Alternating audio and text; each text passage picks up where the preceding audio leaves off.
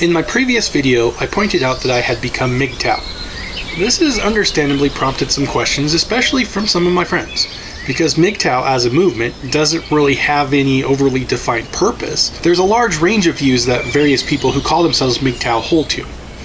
I can only speak for myself and what I mean by it.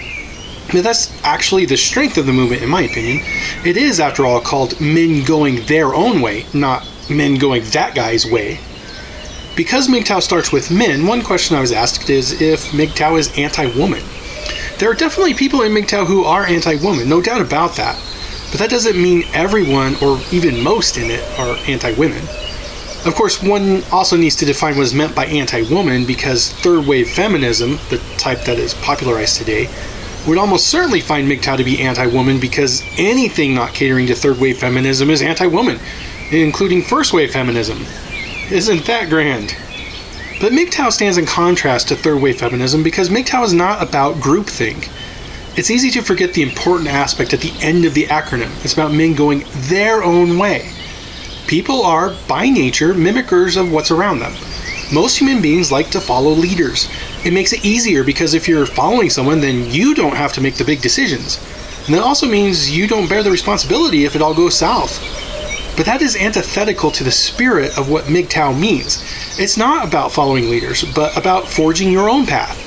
That's not to say that it's pointless to talk with others or that there aren't good leaders out there, but instead the philosophy means that you have to keep responsibility for yourself in view. So what does it mean to go your own way? It simply means that you've looked at the available options, listened to various sources, and then you rationally decided on a course of action. You're not doing something because other people are telling you to do it. If that were the case, you'd be going that person's way, not your own. So to me, the primary aspect of MGTOW is that you let men choose their own path. But this necessarily brings up a point of conflict. Many men will choose to be in relationships. Most of them do so because they are pressured by society and don't know otherwise. It's those men who I would talk to and inform about the reality of statistics given the current state of Western society, because they are sheep being led to the slaughter without even knowing it. But there are still men who would choose to risk their fortune and health on the hopes that the woman they are with is honorable and loyal, even though they can clearly see their significant other's Instagram profile doesn't give them any reason to believe that they do have a high moral fiber. So what of those men? Well, my role is not to mock anyone for choosing that path or telling them they're blue-pilled or any of that nonsense. Those men who know the odds and choose to gamble have done so with the full knowledge of the situation, the likelihood of how it will end up for them. And my role is to hope and pray it works out for them, and to be there for support in the all too likely event it crashes down. Again, that will happen at least to 1/3 of married men statistically. But here's the rub, and one of the things I don't like seeing in the MGTOW movement. Men who've been destroyed by women don't need other men to destroy them too. Kicking someone when they're down doesn't help anything other than a higher suicide rate, and who wants that? If someone makes a poor gamble and loses, his suffering is sufficient to teach him, and if it is not, your mockery certainly won't help. Instead, I advocate all men should help one another, to support each other, because most women certainly aren't going to do so, and right now, sadly, neither are most men. Yes, you'll notice in the previous sentence, I said most women. That's because there is a version of MGTOW that says all women are equally bad. I disagree with that, although I would say that all women are equally risky to be in a relationship with. But the fact of the matter is not that all women are the type who would cheat on their spouse or walk out on a marriage or only be in it for their own gain. I've seen some good women. My mom, for example, was great. In fact, she was such a good woman that it sadly gave me unrealistic expectations that all women, especially Christian women, would behave in the same way that she did. I was proven wrong, but my mom is still proof that not all women are like that. But as I said, all women are still risky to date and to get into a relationship with. That's because the scheming types who would destroy men for their own gain are indistinguishable from the honorable women who would never do that. You simply can't tell which is which until they are put into a position where the man is forced to hope that she is not like that. And again, the statistics are what they are. A vast number of women are definitely like that because they have already done exactly that to men. Even if it were only, say, 10% of women who were evil in that manner, would it be worth the risk of losing all that you value for what little gain you can get from that? I mean, it's like the classic example of the bowl of Skittles or M&Ms. If you knew that just one of them was poisoned, would you eat any from the bowl? No, because you only stand to gain a little bit of sugar at the risk of your life. And this is the same problem that men end up with regarding relationships with women. Divorce statistics say that a third of women are going to divorce their husband. This doesn't even take into account relationships that don't even go to marriage, but where a woman might, for example, sabotage her boyfriend's birth control in order to intentionally get pregnant and force him to pay child support to her, all with no intention of marrying him or actually having a relationship. This is against the wishes of the man who is using condoms to avoid that scenario. Yet courts will still force him to pay, even though it's because his girlfriend has deceived him. These statistics are why I choose to be MGTOW. Not because I think all women are evil and bad, but because I've already been hurt too much and cannot risk being hurt more. And that is one aspect that many feminists don't seem to get about MGTOW. Feminists like to pretend that MGTOW is made up of a bunch of incels who simply can't get a date and who are therefore forced to choose to go alone out of desperation, in the attempt to pretend that they have some control over their lives. No, nothing could be further from the truth. From everywhere I look, MGTOW is made up almost entirely of men who have been abused and hurt by their toxic former spouse or girlfriend, and who survived the pain of realizing that everything society pretended was true about their relationship between any man and woman, it was all just utter fantasy. MGTOW is populated by the men who have had that first-hand experience with the evil that women are fully capable of committing. Because women are not angels sent from heaven. They are human beings with sin natures just as much as men. So does that make MGTOW anti-women? To recognize that women aren't perfect but are in fact human beings? No, that's not anti-woman in the slightest. Besides, if anything, MGTOW is first and foremost anti-current divorce law. Because the reality is that if it didn't cost so much to lose out in court, and if women didn't have the financial incentive to dump their husband whenever they feel like it, then it wouldn't be so risky for men to marry. Two flawed human beings will still make plenty of mistakes, and not all relationships will ever work out. But the only reason that it's so much worse off for men than for women is that women face no downside for dumping their man when they feel like it.